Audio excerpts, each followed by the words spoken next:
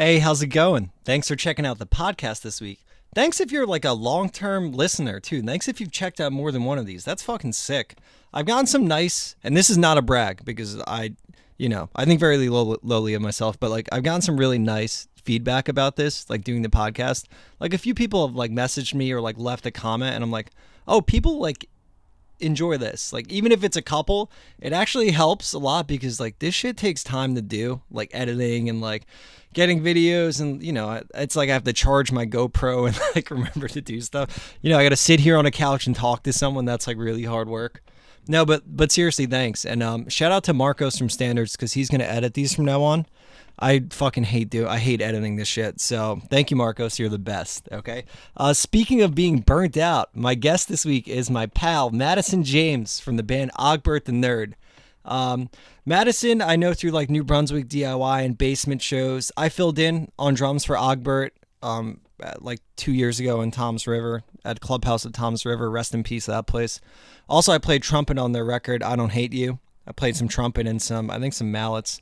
But yeah, they're friends of mine I've just met through New Brunswick, and it's been cool to see the come up, right? The glow up of that band, whatever that means. We talk a bit about fifth wave emo and, the umbrella term, the buzzword, but like how it really like came to be organically online and like in the past 2 years, kind of during the pandemic. And also, me, fucking ska guy.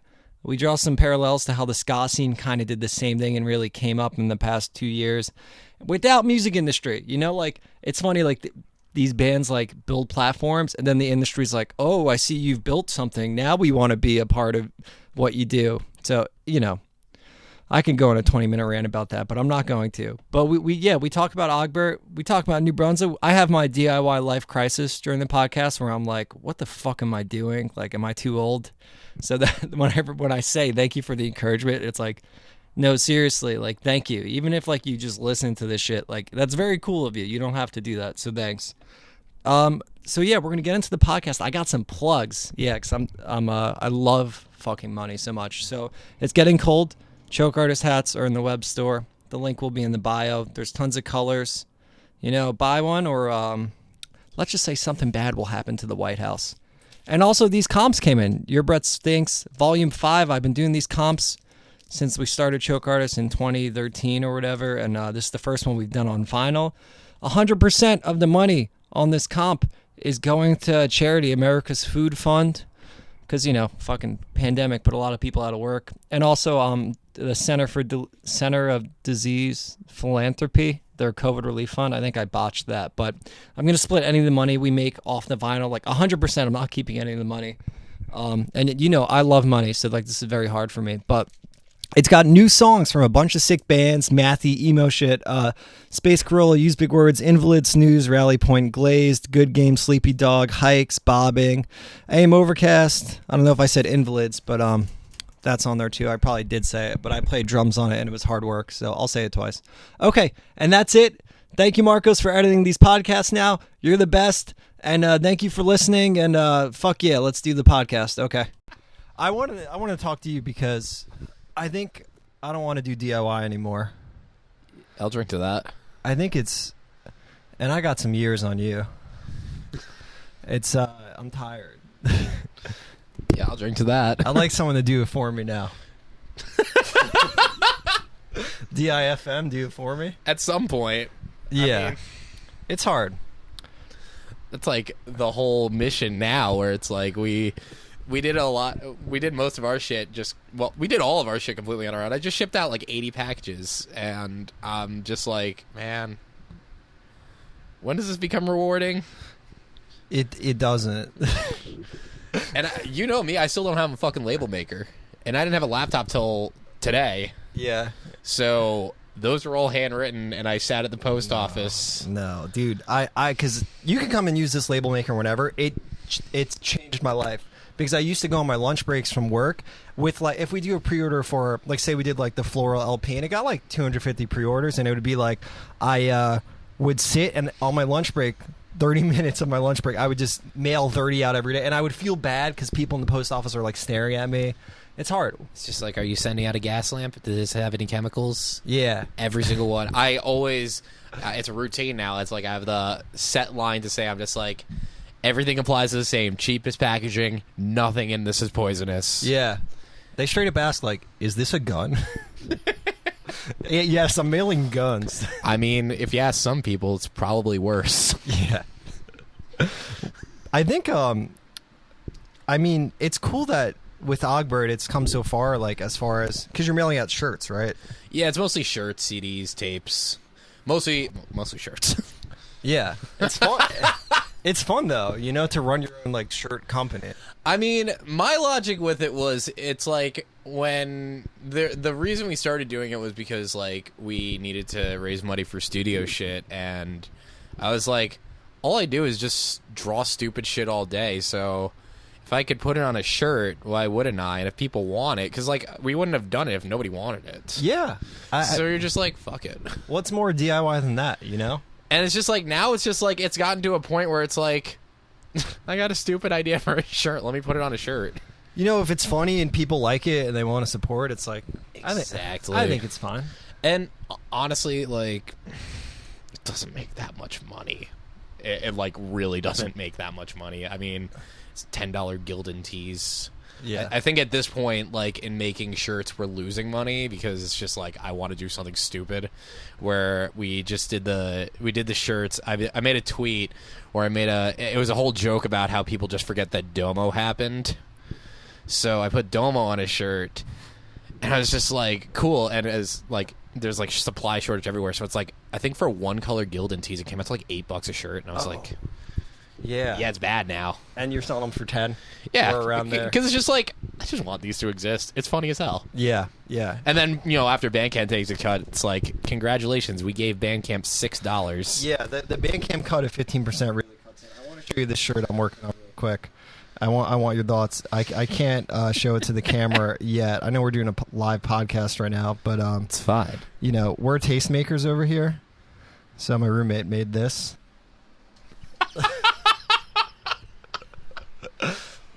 We'll probably Really good. do it. That's really good. Winnie the Perv. I was going to say something about it, like just an image that just doesn't show up in China, but... Yeah, it wouldn't. Yeah. You know, they have a ban on twinks in China. They banned like mullets in China. Really? I don't know if that. God, now that I'm saying it out loud, it's like that sounds like a clickhole thing, but I'm pretty sure that was like a real thing. I would believe it. Like, you can't dress a certain way or be a certain way. And then like in the LGBT sphere, that's like, oh, twinks are banned in China. Wow, that's pretty wild. Yeah, I wonder what being queer in China would be like. Is it like even allowed? I'm guessing not good. Yeah. I don't know. Yeah. I'm not smart enough to really say anything more than that. Well, you know. Yeah, that's about where I lie on that. Yeah. Cut it out. Yeah, we'll edit that in post. This is the real deal. But The shirt was good. thank you. A little teaser for everyone. I mean, just for you, I guess. But I guess congrats on the album. Thanks. We're coming on a year. Yeah, it's gonna be a year in December. I think it was like a year and like a week. It would be like officially done and recorded. Yeah, and then December 11th is going to be that, and the big 1 year anniversary is in New York City. Yeah. Come to the Knitting Factory. Come to the Knitting Factory show. It's gonna be a lot of fun. It will be fun. Yeah. If the world doesn't plummet again. Yeah, it's tough. They for work, I'm a teacher, and we have to start doing like these daily health surveys again. Oh, you're still doing that? Yeah, well, they stopped, but now Middlesex County just went back to high transmission rate. Like, there's like a marker that once it passes, so now we have to do it again. That's wild. I also work in a school district in a capacity I'm not too at liberty to discuss, but fuck it, I'm a bus driver. I used to use that when I was in more of an admin position, but it's like, no, fuck it, I drive a bus. It's kind of a fun job. It's like you're on tour and you're taking kids to learn. You see, for me, I think of it as like a mail person or like a UPS driver, but the packages have heartbeats. But yeah, no, we were doing masks. We were doing the daily health checks. We had like Crisis Go. I think that was like the universal one. And we stopped doing that, where it's like you fill it out and you get like the barcode that says that's like green or yellow or red. Oh, wow. Yeah, no, it's a lot. But yeah, we were doing that for a while. Now we're just doing masks, but we're not distancing and we're not doing this. But I'm in Monmouth, so Yeah. Do you have like anti-mask kid, like Trump kids? Honestly, the kids are pretty good. The Okay. kids are pretty good with it. Yeah. It's the parents that are just fucking awful. I'm sure your township has a Facebook group. Yeah. Yeah, I stay away from there. It's bad. Oh yeah, no, I don't have a Facebook I actively use, so I don't. But if I got banned from my hometown's one a while ago just because I was just shit posting relentlessly. It would just be like something would happen, and I would be in the thread where one of the times someone was looking for a vet, and I was like, I run a vet operation out of my basement. I'm not good, but I'm trying. And I think that was the final straw that got me banned. Kind of a recurring pattern, you getting kicked out of Facebook groups. What's NJDIY? which add me back in? Yeah, mods, if you're listening, which they're not, but please let Mddy I'll back in. behave. I'm just saying it was a good flag, and I don't know. This is my plea. It was funny. We're just trying to have a good time, mods. But yeah, no, now it's like I was like I was upset about it at first because I was like a member of NJDIY for like 7 years. I was like 6 or 7 years at this point, and I was like, oh man, like. Then I was like, what the fuck is being promoted in NJDIY? Nothing. Where it's like all the good shit just gets sent to our group chat. Where there's that show, there's that show at the pizza place. Did you see this? No. There's a show going on at this pizza place, which I will remain unnamed. Oh, is it in New Brunswick? Yeah. Okay. Yeah. And it's like a bunch of bands I've never heard of, but it's $10 for men, $5 for women, 3 girls free. What? In the current year. Wait, so 3 girls get in for free? What is that? Oh man. Oh man, I need to find the fucking. Is this a damn straight entertainment bill? Is it? You know what? It's no shade. I just No. Okay. No. Okay. No, it's Cool. a lawsuit entertainment, I have no which idea. is really funny. I need to find this fucking. Yeah, flyer. that's rough. I mean, yeah, that group, the NJDIY group, it is just self-promotion, and then like one person will come in and be kind of problematic, and everyone gangs up on them, and then that's like the cycle of NJDIY. But it's like it's done with all like Microsoft text. Oh my god, it looks like a fucking Windows 95 screensaver. It looks like a parody. Yeah, 3D fonts. But like my question is like, how does the economy of the free women come in? Like, if I bring 6 women, would they give me money? Because it seems like the more women, the less money gets involved. So I'm only imagining if you add more women, Yeah. you start to get paid. Well, this brings up a good question for the podcast. Are women currency? We really got to get the promoters out to know The for truth sure. is, they're doing a lot for women. Women can go to the show for free. Yeah. Good for them. Yeah.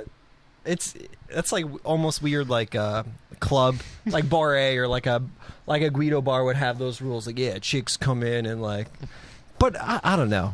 I don't even know what's kosher anymore because maybe they're trying to be inclusive and like maybe they're trying to fix the wage gap. You know?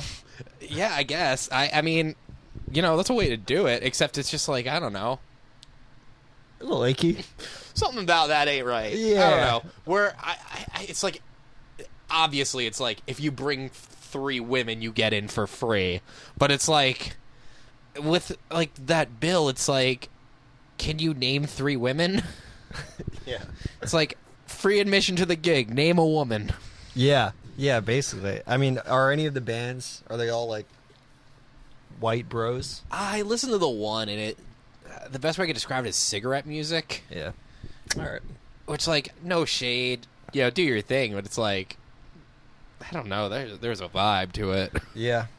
I can't judge. I'm playing a fucking emo band. Yeah. I mean, I'm in a ska band. So who are we? I mean, you're about fun times and shit. My genre is like, you're a band that's respected for 2 years and then you get canceled. Because And this will probably do it. This is it. They're pulling up the tapes in a year from now. Fellas, are women currency? Clip that. Please don't. Put it on the web. Well, one thing I do like about like fifth wave emo, right? As it kind of has been titled, right? Yeah, Safe something to like say, that. Yeah. I think it's just like less fucks are given. It's more like there's a little more attitude to it. I sound stupid, but I'm also like old, so like this is just my perception of it. Where like, fourth wave was a little bit more pity me irony, like weed forever, and like, and this more is just like I'm fucked up, but like fuck you and like let's party. At least that's what I get from Ogbert. Yeah, no, it's definitely more embracing, like, because like the thing with like the wave beforehand, I hate calling it like waves, but it's like very much waves. Yeah. Where it's like that weed emo. It's like we're being ironic and we're singing about silly things, but also we're very serious. Yeah. And we're very about this, where it's like a lot of like the fifth wave bands are like, I'm fucking drunk. Which, like, you know, as someone but it's like, that's like, you're absolutely right. There's like a little bit more of like less self-seriousness to it, which I've noticed has led to a lot of frustration amongst like people who aren't in on it, where it's like people just don't understand that like it's stupid. It's stupid. Everything is stupid. Like, for the record. Like, my God, like I made a fucking fart joke the other day, and it was like funny, and Yeah. people laughed, or like people talking about like cranking hog. Yeah. Just saying cranking hog. It's like it's literally like pull my finger type humor, but it's like, you know, we all know it's fucking stupid, but it's funny. Yeah. It's like I feel safe in a music scene where people can admit that Family Guy is sometimes funny. Family Guy kind of rocks. At Family times. Guy's kind of funny. Yeah, yeah. There's some funny bits. I It's think- like, is it like scot free? But you know No, what the yeah. fuck is? Yeah, it's true. And I think that's important. I think there is an aspect of that, like, pull my finger, the mantra of fart jokes, but it's kind of disarming. Where, like, other and, like, no bands, I'm not, like, mentioning anyone in particular, but sometimes when bands are too serious and, like, you know, they're really, like, emotional and, like, staring at their pedal boards and tremolo picking, and it's like they want to be treated. But, like, I feel like the best way to be inclusive is, like, you know, break the ice with a nice fart joke, you know? I used to have a joke for like years where it's like everyone at the DIY gig is sex positive until you mention a butthole. It's like, and now it's like there's like a fucking like wide joke in fifth wave about people having piss kinks, Yeah. and that's just like a normal thing that I'm just used to seeing on the timeline. Yeah. And I'm like, I feel like that's where the part where I come in. I'm like, oh, that might be a bit much. But that's like, no, that's the whole fucking point. Yeah. The second I start getting offended about it, I become the person I hate. Yeah. Yeah, it's a party. Everyone's invited. Make piss jokes and fart jokes. Yeah, it's a lot of fun, and everyone's like mean, so it's like a lot of fun. Yeah. Yeah, good. Yeah, and because I don't know, all the niceties, everything gets so boring. Oh my God, so I just fucking hate the fucking like fake tender everyone's shit. networking. It's like, just fucking stop. Like, It's like this whole like, oh, we're hugs and kisses, where it's like I have had people tell me to go fuck myself Yeah. at my own shows, and I'm like, you know what? I'd rather you just say that. yeah. I'm always more on the boat of like, just call me a fucking asshole. If you think I'm an asshole, just call me an asshole. I'm cool with that. That's fine. Yeah. Yeah. I personally don't have enemies. There's probably people who consider me their enemy, but I don't have any enemies. I'm just having fun. Yeah. This shit ain't gonna last forever, so it's like, you know, whatever. Yeah, and it'd almost be worse if someone at a show was like super nice to you to hope that they could open at your next big gig, and then like when you left, they were like, "They were such a fucker." What's that like? Oh, please book our ska band on your emo gigs. I'm actually stoked for that show, though. Oh no, that show's gonna be a lot of fun. I'm Yeah. really looking forward to it. I'm curious to see how the best of the worst is received, but I also don't care too much. I mean, what I find really exciting about it is that like it's two completely separate scenes that like have commonalities. So like when we were talking about it in the Ogbert chat, we were like, there's gonna be like a bunch of people there for ska, and then there's going to be a bunch of like people in cat ears for like oolong. Yeah. We're like, I think that's cool, And and I that's think- what I like to see. One thing I noticed at that UArch show, the Super Bowl, right? Is that what it's called? The DIY Super Bowl. Great marketing. No, but it was a lot of fun, and people were moshing, and I was like, "Fuck yeah, this rules!" Like, you wouldn't always see that. I don't know. There was a period in the 2010s where people were just like this and like rocking out in their place, and like that's cool too. Do your thing, but like I was very happy to see that.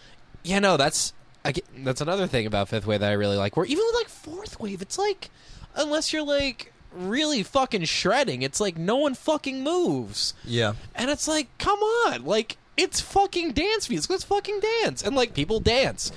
Every show that Ogbert has played since like things have been lifted has been like people move throughout the entire set. yeah, And that fucking, it's like, I love being exhausted after playing a show. Like, that's, I mean, I didn't really do myself any favors because up until Ogbert, I was making, like, fucking bedroom pop. But, like, yeah.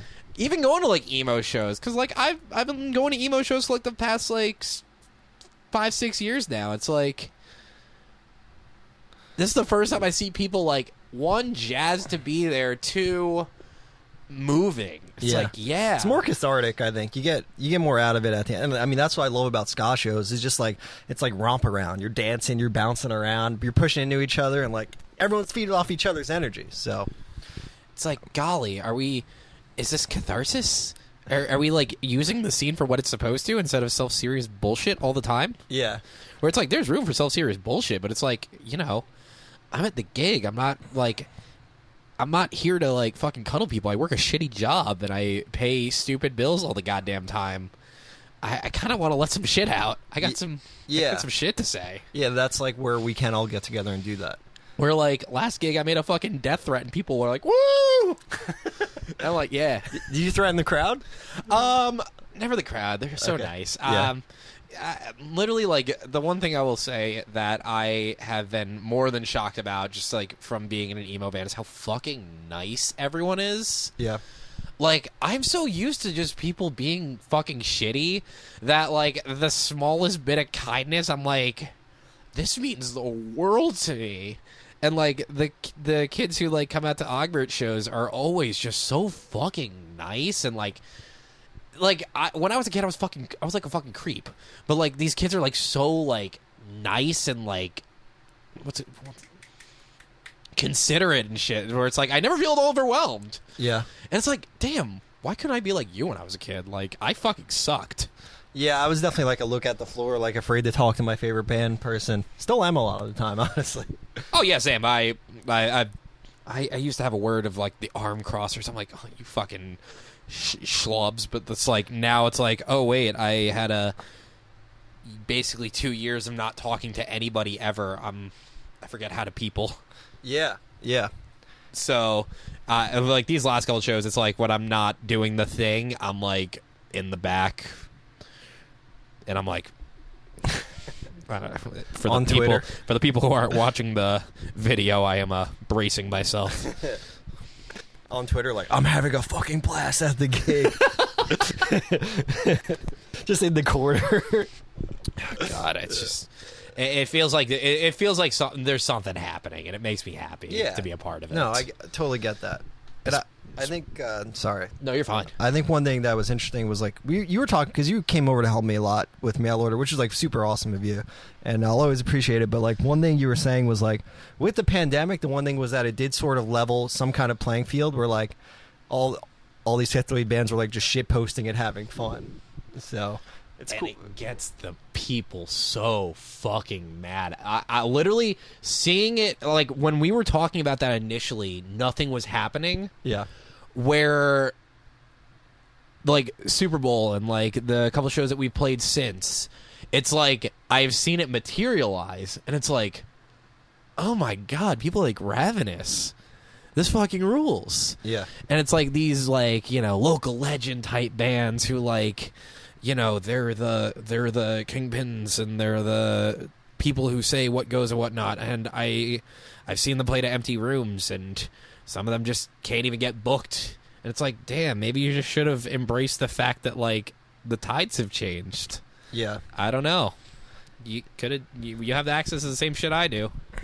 I wanted to guess that, like, after the pandemic, like, ska would be cool again. Like, I never thought that would ever happen in any capacity. Well, I mean, it's been on the up for a second, especially, like, with what Jer does. Jer's done, like, a huge amount of legwork, for sure. Like, I feel like it's such an internet thing that it makes sense that it like blew up the way it did. Yeah. Especially when it's like everyone's on the internet. For sure. Because it's like, you know, for years, like the culture of like that ADHD type meme humor, it kind of like ties into like what ska is, where it's like it's fun, it's upbeat, it's like a lot. Yeah. People like now crave a lot. For sure. I would say there's some like it's sort of tangential to like chiptune, just in like the energy and like the vibe, and maybe that's just because like I remember growing up and like playing Sonic and like hearing ska all the time, and it was just like always like overload. But like I think it's kind of cool how that all worked out. I personally love how things have turned out with like how shows are going, where it's like I don't get how people are like leaving this period of isolation not wanting to feel a lot. Yeah. Where it's like I get it's overwhelming, but it's like, you know, then it happens like this is a lot. Or it's like I haven't met someone yet who was like, I started a shoegaze band during the pandemic. Thank God. I'm cool with shoegaze. It's just like there's a time and place, but like right now it's like I don't have an Adderall script. Yeah. All I want to do is jump around. I like it if it's like really good, but if it's not, I'm just like it's just someone playing with toys. It's usually not always, but a lot of time a bearded man fucking pressing effects pedals, Which is fine. There's a place for it, just not in my gaze. Yeah. Or anywhere close to it. Everyone's allowed to like what they like, so Where I just finally listened to Loveless for the first time. never heard actually. You're not missing much. It's one of the most expensive like shoegaze records, where like the whole thing about it is it costs $250,000 to record. Yeah. And I'm like, oh wow. Where it's like my whole thing about like indie rock bands from Asbury Park, where I'm like, oh, the amp sounds so good. Where like it sounds good. It does. But it's like none of it fucking stuck with me, and I'm mostly bored. Really good amps, really nice haircuts, and like just the bands like that are trying to get gigs at Asbury though, Which is fine. Like there's nothing wrong with that. Yeah. I don't think there's anything like, especially being on the side of being constantly called fucking sellout and fucking money hungry, t-shirt factory, the fucking works. Yeah. I understand why people would like to do something commercial, because, you know, when you do shit you like and you just get shit on it for years, it's like, it's fucking demoralizing. So it's like, you know, if you're fucking good at making auto insurance jingle music, just fucking make auto insurance jingle. You know what? If you can get paid for it, fuck it. Yeah. Like, goddamn. Well, that's the thing. Like, are we just supposed to be broke forever? Like, I'm looking into my future. I'm 31. My hair's receding. I think I'm going fucking bald, dude. I don't know what's happening to me. But like, at some point in the past 3 months, the charm of living in a punk house for me has completely dissipated, and now I'm just afraid. And I'm just like, what the fuck am I doing? Well, it's like less about the lifestyle, more like just kind of like applying that, because it's like, yeah, I'm kind of fucking stuck in this world, and I'm not gonna go out and shoot a politician, so like, I guess I will just be a fucking good person, I guess. Yeah. Where like, big spoiler alert, motherfuckers, we don't really keep a lot of our profit. Most of it goes to mutual aid because we aren't money hungry. We just want to pay our bills. Yeah. And by bills, I mean the money for the band. If I put any money towards like my livelihood, I would feel a little more guilty about selling t-shirts, but it's like, mostly it's like people ask for it. Who am I to deny the people what they want? And then if they want to support us, it's like, cool, we'll put it towards something. But it's like, if not, then I'm not going to keep the money. I don't need this. I have a job. Yeah, and I mean, your band hasn't even been super vocal about that you're donating a lot of it. Because people are just supposed to be doing it. You don't need a fucking pat on the back every single time you're a good person. It's like, oh my fucking God, during the Ida, where it's like, yo, I'll be in town if anyone needs hands. It's like, I have been out here. Yeah. Yeah. My basement flooded with literal human shit during Ida. Yeah, it's terrible. And it's like, I'm not like, yo, I'm out here being a decent person today. Hit me up, you can give me throat. It's like... Yeah, it's a lot of the internet is that, like, see, I am good. Like, look at me being good. And it's like, yes, very important to be good. Very important to give or whatever. But I don't know. It's hard. You should be a good person because it's good to be a good person. Yes. Yeah. I just never got that culture of like good boy points, pats on the head type of shit, because it's like every time I post something like that, I just feel fucking embarrassed. It's like it's rough. Yeah. Where it's like, I'll be transparent if like we announce we're donating something. It's like I will tell you the exact dollar amount. I'll send the receipt. Yada yada. Yeah. I'll do that. Yeah, I've done But it's that. like if it's a matter of just like me donating to a mutual aid, it's like, yeah, I have a spare $100. Sure, it'll just go to that. Yeah. I'm not gonna be like, so are you donating that? Because it's like not everyone has fucking money. Yeah. It's like, yeah, no, you could give me the rigmarole of every single GoFundMe that you saw on someone else's story today, but like, I'm fucking broke most of the time. If I have the cash, I'll throw it because that's what you're supposed to do. Yeah. I don't know. I'm not going to get too much on my soapbox because I'm not like an active type of person in that, but it's like everyone in my band just does that because that's just what we're supposed to do. For sure. But, T-shirt factory. Yeah. Well, you really got to let the emo free market decide what they want, I cannot believe the favor-based economy turned on me when I had nothing to offer. Golly gosh. Were a lot of people really upset? I mean, we get a fair share of just kind of like people just not really getting behind what we're doing. Like, I have an annoying voice. Yeah. It's emo music. It's not recorded very well. It's recorded well. It's not recorded extremely well. So, never check your music. But, we're a band in a local scene with 7,000 listeners. So it's like I just kind of expect to not have everyone's approval on what we're doing, which is fine. I totally think that's fine. Yeah. I make fucking emo music in 2021. Like, yeah, people are allowed to have an opinion. I went into the band expecting people not to like it. If people like it, cool. If you don't like it, cool. Yeah. Whatever. I don't know. I wanted to ask, because I saw your tweet like yesterday, but do you find yourself looking at Spotify a lot? Oh my god, yeah. Yeah, it's tough. Right.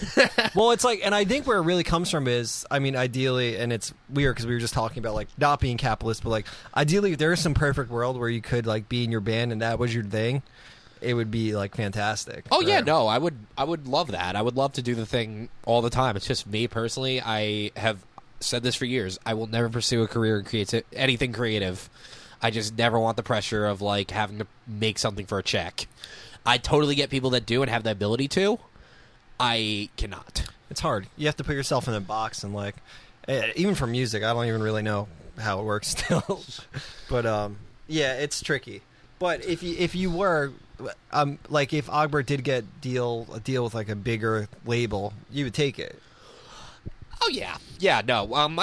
My biggest thing, like we were talking about in the beginning, I just want someone else to fucking do it. Yeah, I don't want to DIY anymore. It's I'm like old. I'll DIY to a point where it's like I have no problem booking my own gigs. I have no problem designing my own merch. I have no problem having a hand in everything. But it's like the fucking mail order. Fucking mail order. I fucking hate going to the post office. I hate... Get a label maker. Just come here and use the label maker. It's it made such a difference. I can't wait for the next time I'm on here after using the label maker. I'm like, you just want to sell out, huh? This podcast is sponsored by Stamps.com. Sponsored by Audible.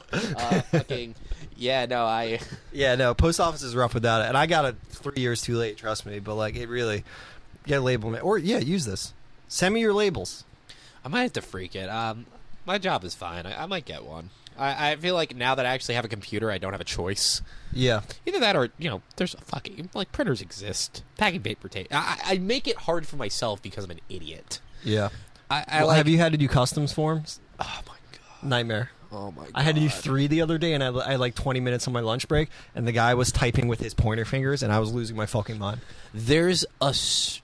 I'm pretty sure you can get it filled out on the USPS website. I was looking into it. Okay. But I don't know that for a fact. I've shipped out like 15 international packages in the time of us being a band, and it's just like I just need to make the international shipping like $100 till I figure it out. Oh, the shipping? For records, it's like 30. For sure, I think it's like honestly 20. It sucks. They just raised it again. I had to turn someone down in fucking Argentina. You know how much it costs to ship something to Argentina? How much? To ship one vinyl record, it was looking about $80. Oh my god! Apparently, their customs are like a fucking nightmare down there, especially like now. Where That was first class package. I believe so. This was a little while ago. This was like when the record first came out, and I was looking into where it was going, and it went a lot of places, but like they fucking paid for it. Oh my god, that's wild. God fucking awesome, speed. Yeah. I wouldn't pay $80 for my own band. But you know what? I'm so glad you do. Thank you. Yeah, that's super awesome of them. How much was it to record? If you don't mind me The asking. full record cost us nothing because we recorded it ourselves. Hell yeah. But mixing and mastering, we got a really good deal. It was $400 for the entire record. Yeah. Because it was a buddy of ours who he had hope in the record and was like, I'll do it just to be attached to it. Yeah. Which, like, I am more than grateful for. Martin Trigani, fucking literal legend. Yeah. Shout out. Yeah, no, the entirety of the budget, where, like, after we did our big T-shirt sale, where, like, we sold so many T-shirts, we had about $200. Yeah. It's like... It's not too much. It's not too much money, but, like, you know, for us, we're like, oh, shit, we can, like, get a song mastered. We can get, like, a single mastered really well. Yeah. $200. So we wound up throwing a lot out of pocket where, yeah, the full hog of the like, putting out the record, I think it put us around, like, with the vinyl, it was, like, $2,800. Okay. Where, like, it was $400 mix and master. We had the $400 marketing scam, and we had $2,000. I see you quitting. I guess I just dropped that casually. We'll get to it. Woo! And it was $2,000 for the vinyl. We did $250. Yeah. And yeah, no, I learned through that I never want to record a record ever again. Yeah, it's a lot of money. Where, like, I have always been satisfied to sit in my room with a stupid little tape deck and just making stupid little beep boop beeps. Yeah. Where, like, this is the first time I've ever entered a studio where, like, the studio is basically just a practice space. We share a space with Ross's dad, who he and him take turns volume recording. They rent it out to other bands. So it's like we get in there Wednesday night super late because that's what we can get in for free. And Sick. we recorded the entire thing in there. I think it was like all the guitars were through like one amp and like one condenser mic. We dedicated a lot of time to drums, and I'm pretty sure we just DI'd the bass. But it's like, you know, we did it on a crunch, and we did it very slowly because, one, we didn't know what we were doing, and two, you know, $200.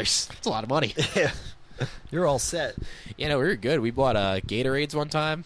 That shit rocked. Yeah, that record was arduous. I never want to record a record again. Tracking everything yourself. That's what Best of the Worst did for the last one. It was tough. That's what Really? Invalids is doing now. Actually, no, we didn't do drums ourselves for Best of the Worst. We went to a studio in Freehold, but everything else we did. It's usually better to just do the drums somewhere where it's like professional. Yeah. Recording drums is so fucking hard. It fucking sucks. I hate it. I have like some mics and I try to do stuff sometimes, but it's like it's a nightmare. There's too many cables. I'm tripping over stuff. I'm getting frustrated.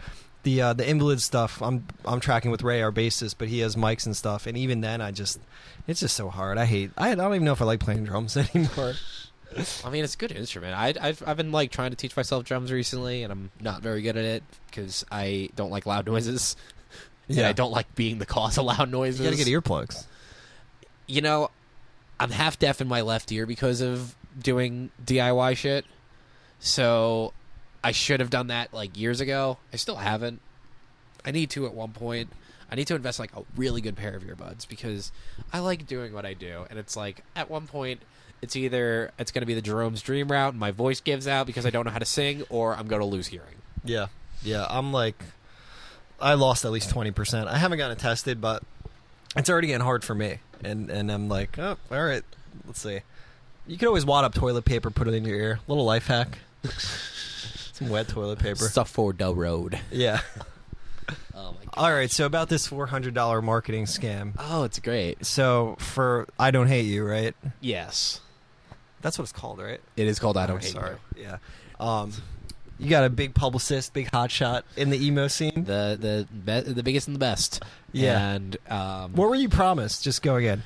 a lot of, in hindsight, big things coming soon where it's like I can't knock it too hard because like basically we paid for a service for something we could have done ourselves, Sending 6 emails. which we just didn't know how to do because we've never had the inclination to market a record. Yeah. So, like, for me, that is completely fucking foreign. My idea of marketing a record up at that point was being an NJDIY and posting, hey, I'm dropping this on Bandcamp. Yeah. Where, like, there was vinyl behind it, so we were like, we should probably, like, go to someone who, like, knows what they're doing. And they knew what they were doing. They were really good at sending emails.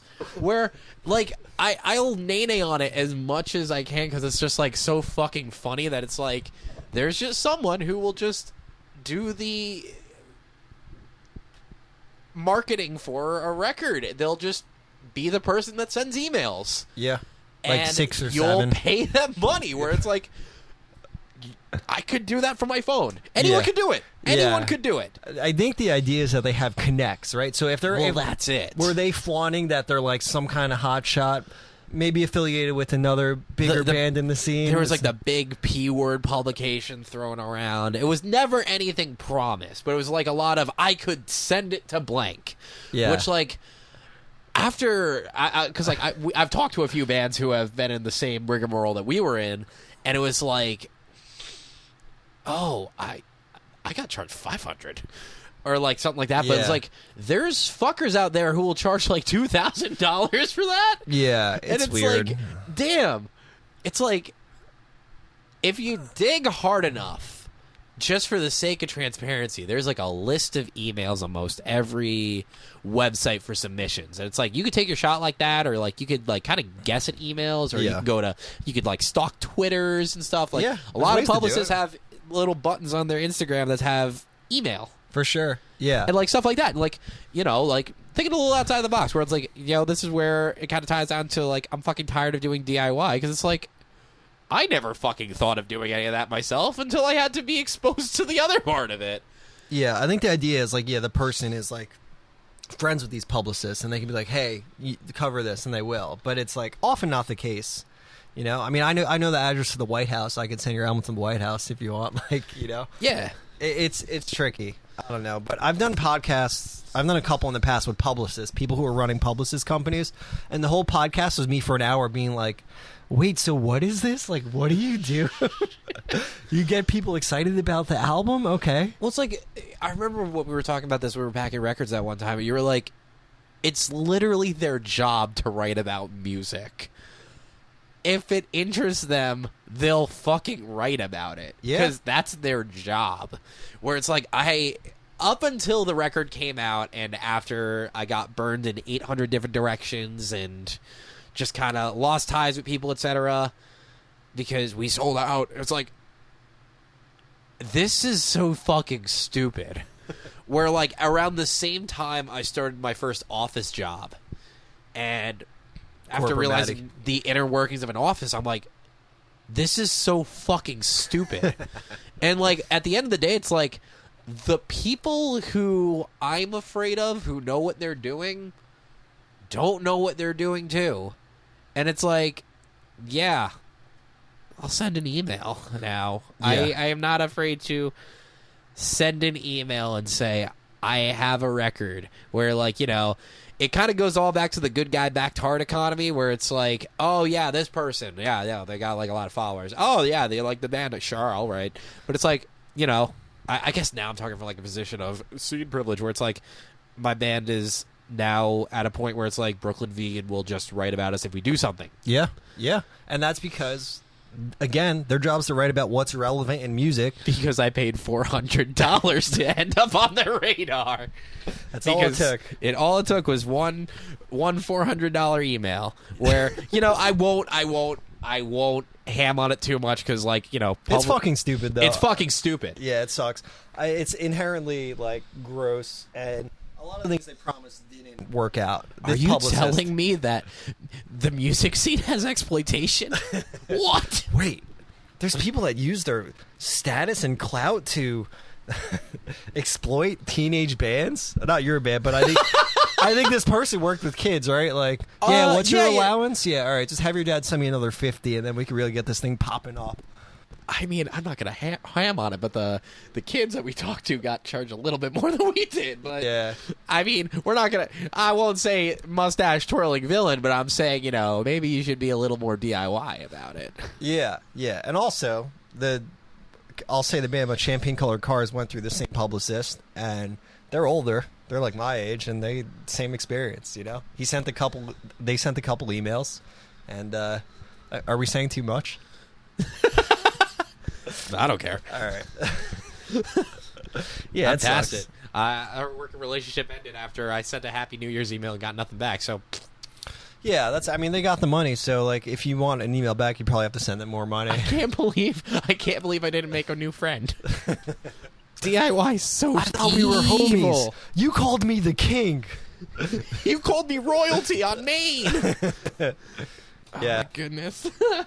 Yeah, it sucks. I'm too old to even know how to do stuff like that, I think. Or like, I don't want to be like, oh, I'm old, but like, I'm just out of, you know, DIY. The DIY scene exists like from, let's say, 17 to like 26, 27, and then like everyone just kind of becomes adult. I don't know. I sound stupid. There's no right or wrong age to do anything, but I don't know. It's weird. For choke artists, I find that people are like a little older, generally speaking. I don't know why, but yeah. It's kind of the attitude of just, well, y'all have always made fun things. Well, thank you. It's always fun music. And up until recently, there wasn't a lot of respect put on the name of fun music. Yeah. I feel like now is the time to make something fun, and you have been doing something fun for such a long time, and I feel like you're finally getting the respect you deserve, especially with Best of the Worst. Yeah, that's Y'all wild. are fucking killing it. Thanks. That's been a band for like 15 years though. And it's like, it's funny because we're based out of New Brunswick, and it's a transient town, right? Like every 4 years kids are leaving. So we've had waves of popularity. 2008 to 10 playing VFW halls, and like at Meat Locker residency 2010 to 2013. Then all those people moved to Brooklyn, and then a New Brunswick residency like 2016 to 17, and now like it's come around again. But it's like in between, it was like not a lot of people interested. It's just like interesting how it works for that band. I don't know, but we'll never stop. So I mean, that last record was so fucking good. Thanks. Like, y'all made good shit. That last record was just like fucking like. I think it was so the best good. thing we've done, so that makes me feel better for sure. So It honestly, it gives me a lot of hope. Honestly, like I love the fact of just like y'all just kept doing the thing and it worked. Where like kind of the same deal with my shit, where like me and Ross have kind of been into the same shit for years, and like our shit finally took off because like the clock lined up the right way. yeah. Well, one thing that's weird is like I don't feel anything about anything good happening most of the time. Hey, same.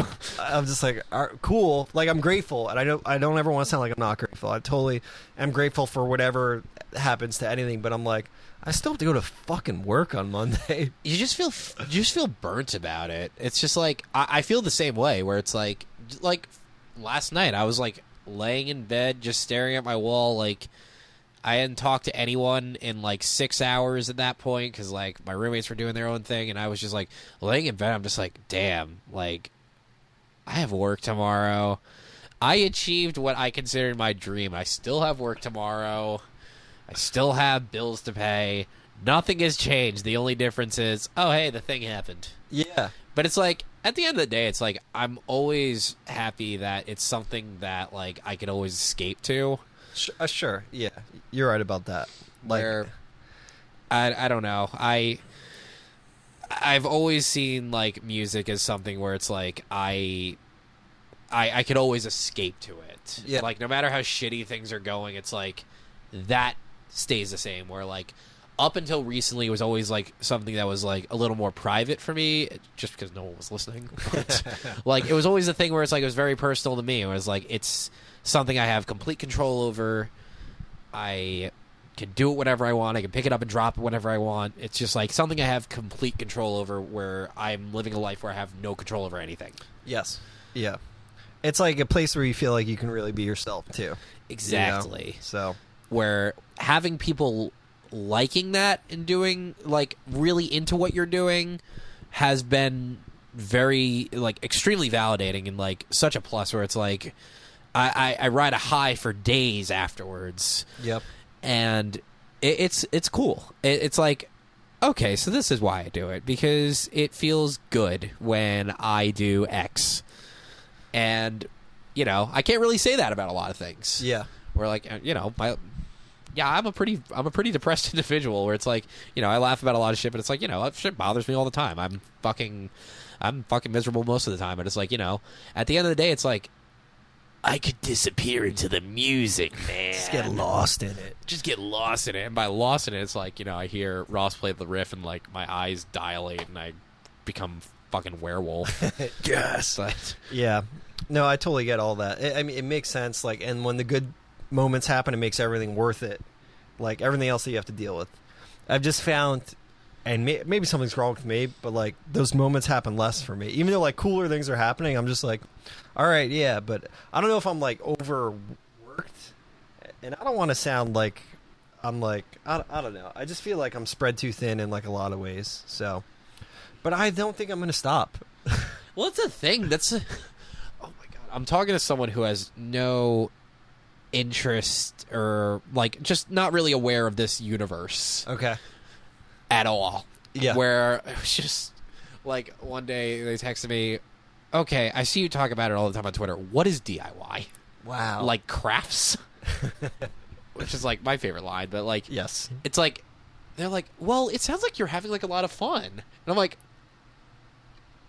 I don't know if fun is the word, but like, I'm doing it. It's like, I don't know. It's like the most intensive, exhaustive, like, thing I lose the most at and win the most at type of hobby, where it's like it's a hobby. Yeah. It's just something that has absolutely consumed my life. Yeah. I just wish it was something like model trains or something. That would be tight. However, you know, there's probably fucking drama in the model train universe. Yeah, there probably is. People on forums, oh, his trains aren't rigged correctly.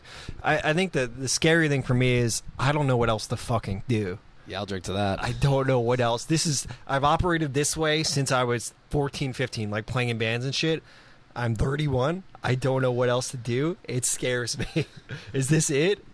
Well, the next step is to sink all your money into a venue.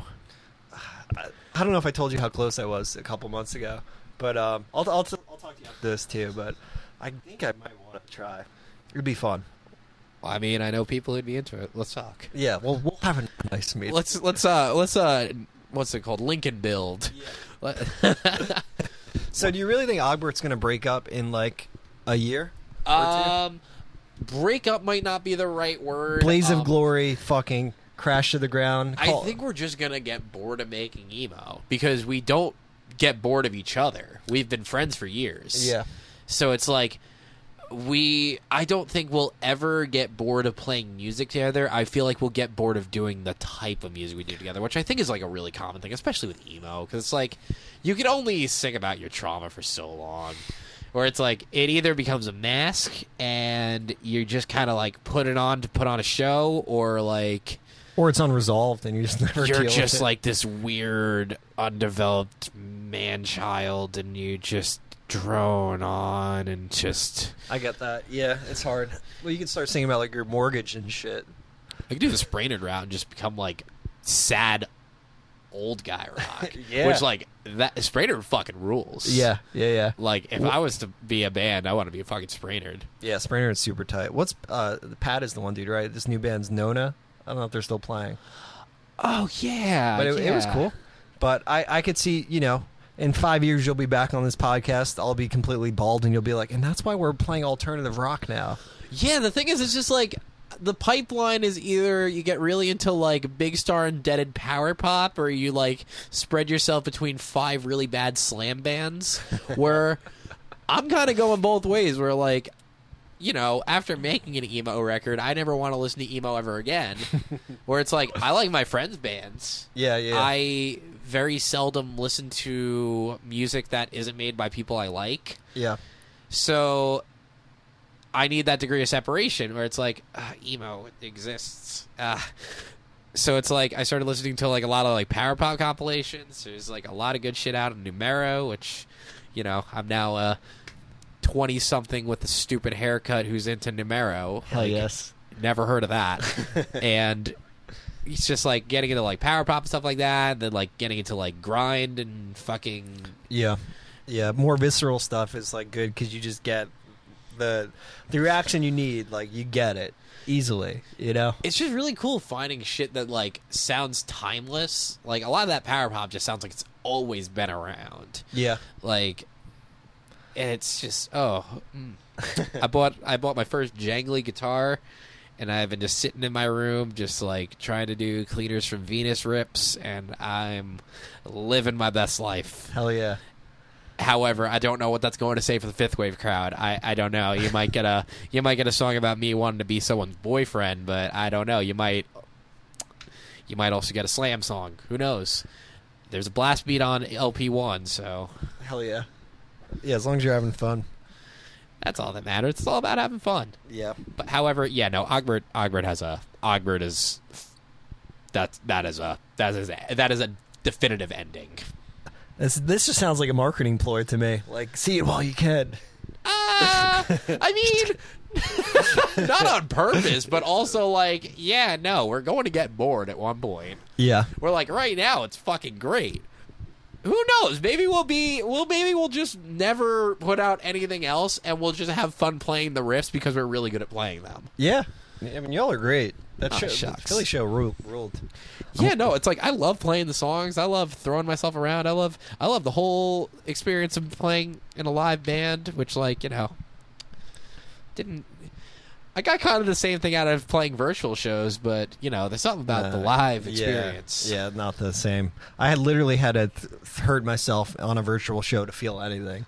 Like the Thirsty Guys one. Wasn't that like a solo set? I did a solo, then I did one with Cheech, who was living here at the time, and he literally dislocated his knee at the end. He's like, you could hear it pop, but he takes his guitar, his Fender, and just boom, and he tries to break it, and it doesn't. But it was fucked up. But we had fun. Yeah, no, it's a lot of fun. Punch, just romp around, just punch and stuff. I will say I smashed 2 guitars so far playing live shows. Yes. Isn't it great? Just like rolling around. It fucking rules. Yeah. You know what doesn't rule? Paying for it to get fixed. Yes. So I think I'm going to now become like a hip shaker type of person. I don't know about throwing around, but maybe I'll get into like doing something like this. Yeah. Like, I'm kind of worried shoulders. because I've aged, and Thirsty Guys has a show coming up, and I don't know if it's going to be the same as it was pre-pandemic, where like I've had like back problems the past year, and it's like, I don't know, like Thirsty Guys typically, like I did a cannonball off of a stage at Sidebar in Baltimore onto concrete, just hit concrete, and people pulled me up. But like it used to just be fucking ball of energy, and I don't know. We'll see. I think once you hear the first doo-doo, it's like once the first ska upstroke comes in, I'm just like, well, typically how it goes for me. It's like I literally just enter this mode of adrenaline where I just keep going and going, where like I will hurt for days after playing a set. Yeah. I was talking to I got lunch with Brandon from that band Home Is Where. Yeah. And we were just mutually bonding over the fact that we'll perform, go out of body, and then just have back pains for the next like couple days, because like Brandon's like a year older than me, and we were just like, yeah, no, it's like I just do shit live, and I'm like, why the fuck did I do that? Yeah. It's kind of worth it at the time. Oh, no, it's great. Like, I don't know if you saw me immediately after the Super Bowl set. I got knocked in the head by Sean's bass and cut the top of my eye, and I was bleeding down my face. I didn't realize until I went to the bathroom. I was like, I know that guy. Cool. Damn. Yeah. It's part, what we were saying before. It makes it all worth it, though. Like, that moments like that are, like, fun, and, like, it almost feels good getting hurt during a set sometimes. In, like, a weird way. The adrenaline and shit, and then the next day you pay for it. It feels raw. Yeah, it feels like fucking rock and roll. Like, that shit that people talk about where it's like, oh, this is, like, tender and important. Yeah. My tender and important is hurting myself really badly playing a show. Yeah. And then just like hurting for days afterwards. That's my soft tender moment. Yes. When I have a scar where like I had this black and blue like I got like surgery done on my fucking nose or something. You know how like when they do nose jobs, they have to break your nose and you get two black eyes? Yeah. I had like something like that going on for like 2 days after Super Bowl. And my coworker was like, "What the fuck happened to you?" And I'm like, I lived. I felt something for once. It felt good. Yeah. Where I'm actually debuting a new band this Monday coming up, where I don't know when this is going to go up, but that would be September 13th. Yeah. This will be up after. I'm sorry. No, that's fine.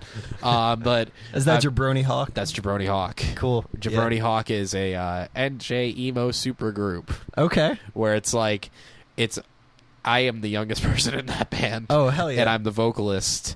And I've never done just vocals in a band. Have fun.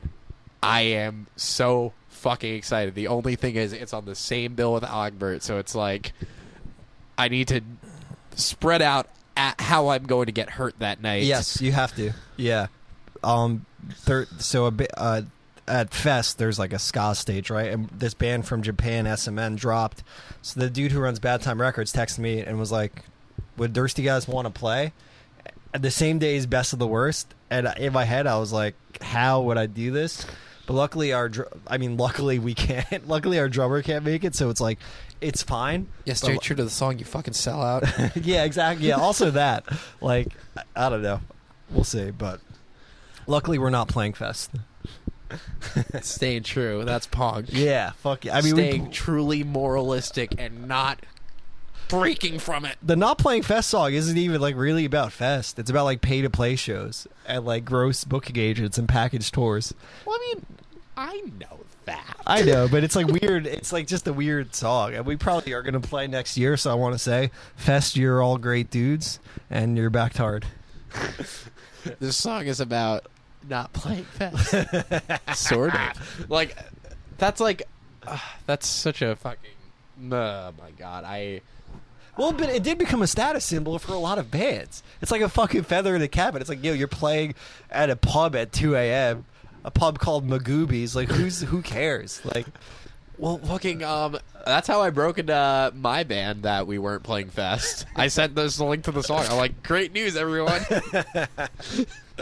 Yeah, it's funny. It's funny to see what. I feel like that song will, at least for like another year or two, but that song will circulate in October a little bit. It's an anthem. So yeah, in a weird way, it's a Fest anthem. You done it.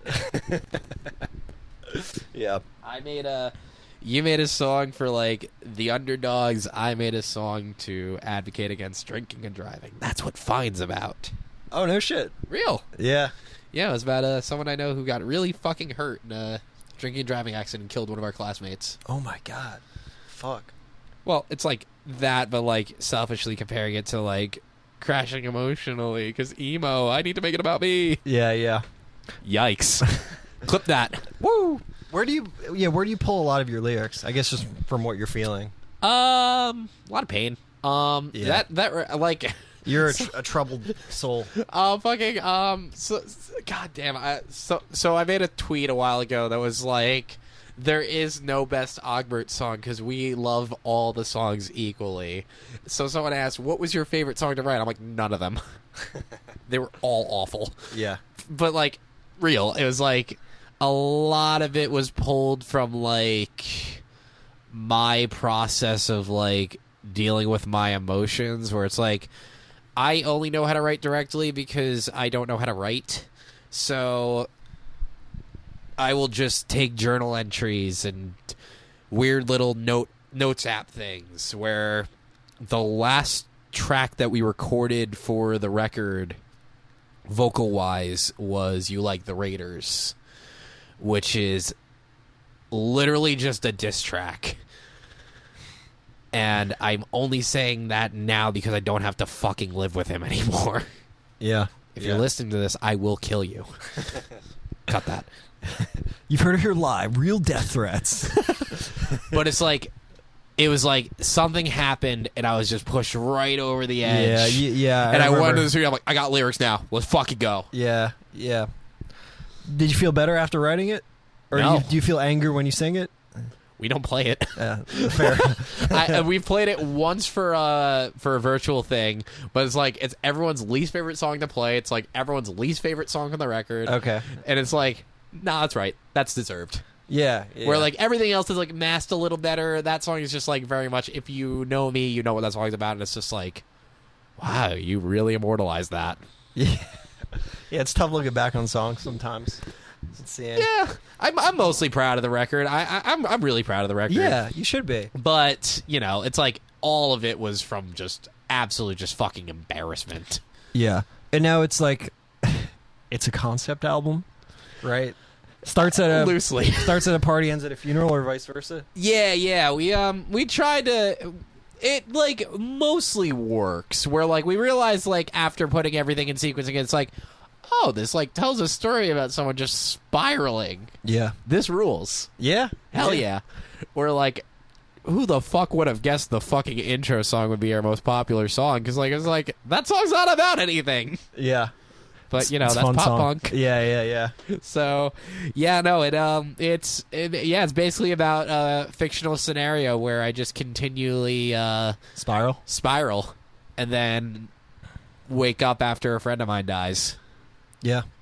And that is super cool. Clip that. Someone clip that.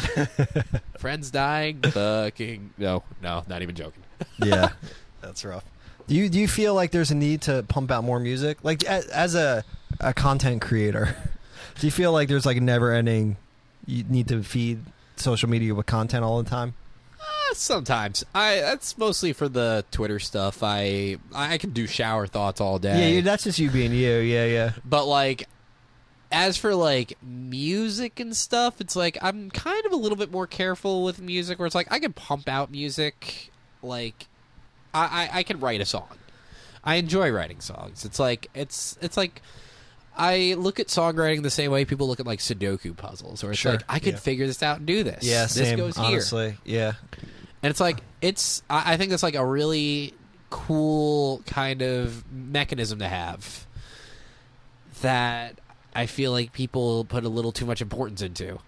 So for me, I like writing like stupid little jingles where like I have a lot of jingles just like on my phone where like I wrote a jingle that I want to try to sell to the pizza place on French Street. It's like Sam's Pizza. Yes. Sam's Chicken and Pizza. Oh, fuck. Have you ever heard the rap song about them? What? I might be thinking Chicken Express, but Sam is the guy, so I think it's. I'll show you after this. He has a fucking jingle. God dude. damn it! Yeah. I'll show. I thought I was onto something. It's wild. It's very funny. But you should. I made a ska song about Wawa, and I tagged them. It's like a 15-second, and they sent me a Wawa shirt and sandals. Oh shit! And now I'm ready to shill for any corporation. We got a retweet from PBR once. Yes. PBR is like going like punk, right? Or, Well, I mean, they always were, but I mean like on social media. The PR person for PBR, I believe, is the bassist from Save Face. Oh, fuck. On Twitter? Yeah. Oh. That makes perfect sense. I think that's like a new thing, though. I think that's like a recent development with like the last couple months. Yeah. But like they started doing like the rat tracks where they playlisted Ogbert. Yeah. And I was like, I'm so glad you didn't see the song about Bud Light Lime. But yeah, that's kind of cool. It is weird when these corporations have like they're doing like clapbacks and they're like, you know, they're trying to be more humanizing, which is the best way to make sales. But it's weird when like Wendy's is like dunking on Burger King and like, oh yeah, there's that meme where it's like the fucking it's like the spider crab shooting lasers, just a silenced brand. yes, like that. If you see any of those types of tweets, you'll just see endless crabs in the replies. Fuck yeah. That's like a weird sensation where it's like I feel like that was like at its worst like 2-3 years ago, and like everyone kind of caught on to what Denny's was doing on Tumblr. Yeah, where like they were like the original people, like kind of dunk on themselves. But like remember, oh my god, remember when like fucking Sunny D and Oreo were like talking each other off a ledge. Yes. Like, what the fuck was that about? Yeah, I don't know. But do you think anyone was like, that rules, I'm buying Sunny D? This is epic. Yeah. Totally. Meanwhile, Nabisco workers are like having some of the worst working conditions like of all time. But yeah, shout out Oreo. Yeah, I guess. Yeah, because Clip that. Yeah, because they were epic, right? It's so stupid. Oh, this is so epic. That's like, what's weird. That's what like makes me worried is they can pull veneers over your eyes and make it be like, well, we're cool, but it's like treat your workers like fucking shit. You put chemicals in your food. It's weird. I can't believe the corporations are being bad but trying to be really cool in the public eye. What's that like? Seriously, and now it's just for the new generation. So it's like, oh well, we need to get on Twitter and be cool. Oh my god! We need to stand Beyonce. Like what? Shut the fuck up, dude. Shut up. Like I've always fucking hated that shit. I haven't owned a working TV that like has cable access or like access to commercials in I think like 8 years now. Or like the only time I see shit is like YouTube ads. Yeah. On Twitter, my Twitter is mostly just people I follow. I just don't get why you would follow a brand on Twitter. Yeah. Like, yeah. how devoted are you to the Cheerios fandom? Yeah, let's see what Cheerios are up to. Yeah, it's like, oh, I'm so glad I'm following Cheerios. Yeah, unless you think the bee is like really sexy, which I understand. Yeah. Oh. Tight little ass. Damn. Yeah, it's What weird. that I ass, get dude. weird when, and I get it to an extent, but like, I get weird when there's like sucking up to celebrities. It's because it's like why like you're just enabling them more. Well, that culture, that I never really got that kind of culture, but like I guess I get it where it's like, you know, the idea of being involved in something. It's like the same reason people like get involved in like clubs or whatever, but it's like I get it with like fandoms of like bands or media where like even like the fucking Marvel people, like they, at least it's like there's a tenable product that's like entertaining. Sure. Yeah. I'm not going to stand a fucking restaurant or like a fucking brand of cereal where it's like that's like the complicated thing about Twitter, because it's like that's kind of where a lot of the critique for Ogbert comes in, where it's like we're very much selling a product. Yeah. So it's like, I mean, but kind of everyone is on social media, even if there's no money. You're selling social capital. well, like going back to the thing earlier about the numbers, it's just like the whole reason we have social media is because like we want people to know who we are. And that's like why most bands have social media. Yes. Or at least started social media. Yeah, there's no way to deny that it is like some kind of extension of ego, right? Like It's like you just gotta own the fact. It's like, yeah, I kind of want people to see this shit I'm pouring a lot of effort into. And I think the more people just accept the fact that like, yeah, I'm a little egotistical. Like everyone is. it's like, yeah, you're a fucking human being. You like kind of you like having eyes on you, or else why the fuck would you tweet something into the public? Yeah. Like if you were really that devoted, you would be making cassette tapes and distributing them amongst your friends. And you live in the woods, like yeah. You would fucking while picking your homegrown cotton to make your own T-shirts, you then give yourself 50 lashes because you're on occupied Lenape land. yeah. It's like it's hard to be completely altruistic in that sense, and like completely no ego. Like, you know, even with this thing, like I had it for 4 months and I was like, this will make me feel better. And then in 4 months I was like, I miss like being a present person. I don't know what's going on. I just feel sad and out of the loop now. And it's like, I think like to a degree there's definitely a conversation to be had about that like general sensation of like FOMO in terms of just not being there all the time. We're like, you know, that's the culture of smartphones. Like that's why like you can't see it on camera or can't see it, but I have my phone very far out of my reach right now, and I'm just continuously looking down and watching it like light up, and I'm like, oh, wow. Yeah. You got a call before that said it was from Will Smith. That's Rye Guy. Okay, so yeah, Rye Guy is one of like my long time like me and him have been friends since freshman year of high school. Yeah, like just all time like favorite people in the world, and because we were in 9th grade and stupid shit was funny, we were like really getting into like the Fresh Prince of Bel-Air YouTube poops. So like his contact name since I've known him since we met each other at age 14 his name has been Will Smith. Yes. And I will never make it Ryan because I will lose it. Yeah, yeah. I know if it's Ryan, it's Will Smith. Hell yes. That's always fun. Yeah, I was like, what is going on? I know with the hip young lad RX nephew, Will Smith ain't too popular. But... Yeah, that video was insane. It took like a dark turn at the end. I was like, oh, I mean, it was a lot of it was. The pretty thing is, fun. like, it was all uphill. Yeah. It kept going. Where like it just like starts off like, fellas, look up Slither Conspiracy by RX Nephew. Yeah. Just if you need a ride. Yeah, it was 6 minutes. The beat was nice, and the flow was off the rails a little bit. The things he was saying, I was when like, the lines started overlapping, that's like when I needed to take a seat. I did pause halfway through it. I was like, oh, what? And it's like, at the end of it, I couldn't help but feel like personally liable to answer all of his questions. But I was also like, that's going to make things worse. Like, after I showed Teddy that yesterday, Yeah. where I don't know how in the loop you are with Teddy's whereabouts at the moment, but Teddy is on a train going across the country right now. Yes. Yeah. So, like, they're just constantly consuming whatever gets thrown at them. So I was like, here you go. You need this. You need this. And this is after Rye Guy showed me it after we had a very long night of drinking and sat down and was like, have you ever heard RX Nephew? I'm like, no. What a great time to hear And he it. put that on, and I was just sitting there like, it started off like, haha, and then it turned to like, and then like back to, because it's like, it's so much. Yeah, seriously, RX Nephew. We need to plug it a second time. How the fuck? The one line about Eve, like Adam and Eve, I was like, I started dying. It's like, this is fucking a lot.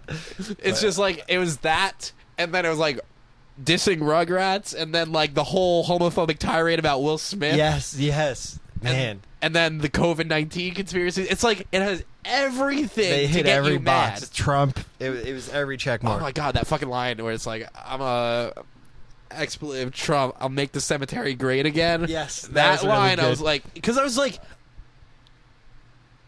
I get what, okay, no. That was the first line where I was like, damn, he's got bars. Where it's, oh my god, and like, my god, I've been thinking about that video non-fucking stop. Let's watch it after this. Hell yeah. We need to experience it as a group. Let's wrap this up, actually. We'll leave him with RX Nephew. But Shout out. Yeah, plugs. Come see Ogbert, Oolong, Best of the Worst, and Wind Up Kid, Knitting Factory, December 22nd. December 22nd. Yeah. A couple days before Xmas. Yeah, that'll be fun. It'll be interesting. Yeah, we'll have a good time. All the people who... Only the real New Yorkers will be at that. Because all the transients are going to go home. Yeah, that's true. That's true. Yeah. Thanks for doing this. This is fun. For sure. Anytime. Yeah. Talking shop. Being a little insane on the mic. Woo! All right.